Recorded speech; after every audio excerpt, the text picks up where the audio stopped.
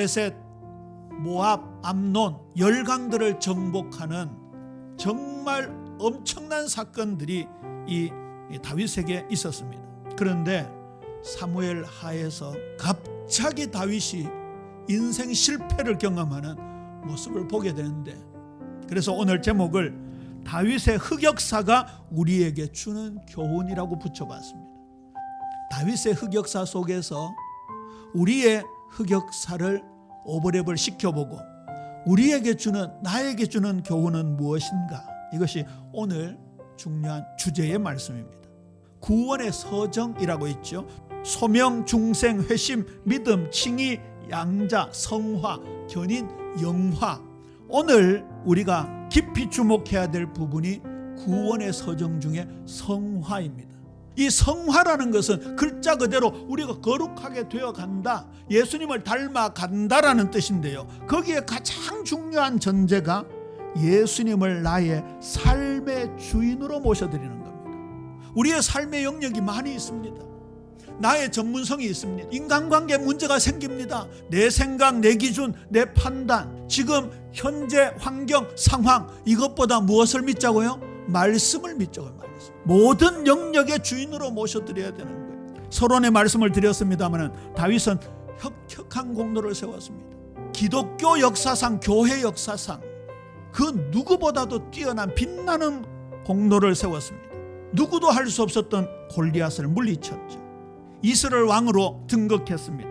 하나님의 공의로 이스라엘을 통치했습니다. 그런데 다윗의 불신앙으로 말미암는 범죄와 그에 따른 하나님의 징계가 등장합니다. 땅은 정복했지만 자신의 내면을 정복하지 못했습니다. 십자가로 말미암아 내가 죽었다, 내 생각이, 내 판단이 죽었다. 예수님은 제자들에게 날마다 자기를 부인하고 자기 십자가를 지고 나를 따르라, 제자도에 말씀하셨습니다. 그게 너희는 먼저 그의 나라와 그의 의를 구하라, 그 말입니다. 다윗이 이 내면이 복음화되지 않으니까 바세바와 간음을 하게 됩니다. 이 다윗의 범죄에 대한 다윗 가문에 하나님이 저주를 내리는 장면입니다. 나중에 압살롬이 아버지를 반역해서 쿠데타를 일으킵니다. 또 다윗은 오랜 도피 생활을 하게 되고, 그리고 가장 사랑하는 아들 중 하나였던 압살롬이 죽임을 당하게 됩니다.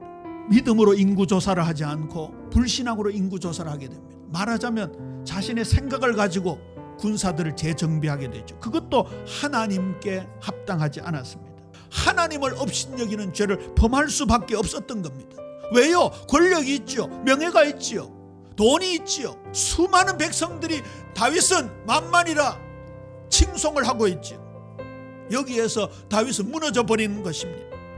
자, 오늘 본문에는 다윗의 회개가 시작되어집니다. 시편에 보면 참회시가 여러 곳 나오는데요, 첫 번째입니다. 시편 32편입니다. 죄를 용서받아 정죄를 당하지 않는 것이 복이라고 말씀하고 있습니다. 허물의 사함을 받고 자신의 죄가 가려진 자는 복이 있도다. 마음에 간사함이 없고 여호와께 정죄를 당하지 아니하는 자는 복이 있도다. 시편 51편 4절 5절 내가 주께만 범죄하여 주의 목전에 악을 행하여 싸우니 주께서 말씀하실 때 의로우시다 하고 주께서 심판하실 때 순전하시다 하리이다. 내가 죄악 중에서 출생하였으며 어머니가 죄 중에서 나를 잉태하였나이다. 나는 근본 죄인입니다라는 고백입니다. 우리 인생의 전적 타락, 전적 부패의 모습을 보여주고 있습니다. 그 고백이 되어야 우리 주님의 구원적 손길을 체험할 수 있는 거죠. 깨닫게 되니 다윗이 엎드려 눈물을 흘리는데 얼마나 눈물을 많이 흘렸는지, 눈물로 내 침상을 띄우며 내 혀를 적신하다. 매일매일이었습니다.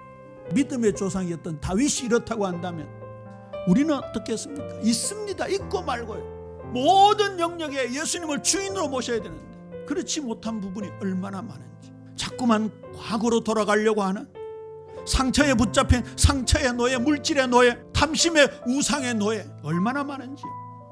인간관계 속에서 내가 먼저 손 내밀지 못하는 사랑 없는 모습 얼마나 많은지, 얼마나 많은. 그런데 다윗의 회개는요 진짜 복음적인 회개였습니다. 시편 51편 7절 말씀입니다. 우슬초로 나를 정결하게 하소서. 내가 정하리이다. 나의 죄를 씻어주소서. 내가 눈보다 희리이다. 할렐루야. 이것이 용서된 확신입니다. 다윗은 이 시간 누구를 바라본 거예요? 예수님을 바라본 거예요. 예수님의 십자가를 바라본 거예요. 우리 사랑하는 성도님들, 성화 구원의 절대적인 여정이 회개인데, 그 회개에도 우리의 바라보아야 될 대상은 오직 십자가에서 나를 위해 피 흘려주신 예수님만 바라봐야 될 줄로 믿습니까? 이 회개를 통해서 내가 복음화되는 겁니다. 날마다 자기를 부인하고 자기 십자가를 지고 주님을 따르는 것이죠. 말씀을 맺습니다. 이제 새로운 마음으로 살아가야 될 여생입니다. 시편 51편 10절입니다. 하나님이여 내 속에 정한 마음을 창조하시고 내 안에 정직한 영을 새롭게 하소서. 흔들리지 않는 견고한 믿음을 말합니다. 두 번째, 매일 날마다 체험하는 구원의 즐거움이 있어야 합니다. 그리고요, 진정한 예배가 회복돼야 됩니다. 종교적인 예배가 아닙니다. 하나님이 원하시는 예배입니다. 하나님께서 구하시는 제사는 상한 심령이라. 하나님이여 상하고 통회하는 마음을 주께서 멸시하지 아니하시리이다. 내 죄악을 주님 앞에 고백하는 상하고 통회한 심령이 하나님께 영광 돌리는 예배다. 그렇게 고백하고 있는 겁니다. 공의와 정의를 행하는 것은 제사 드리는 것보다 여호와께서 더 기쁘게 여기시느니라.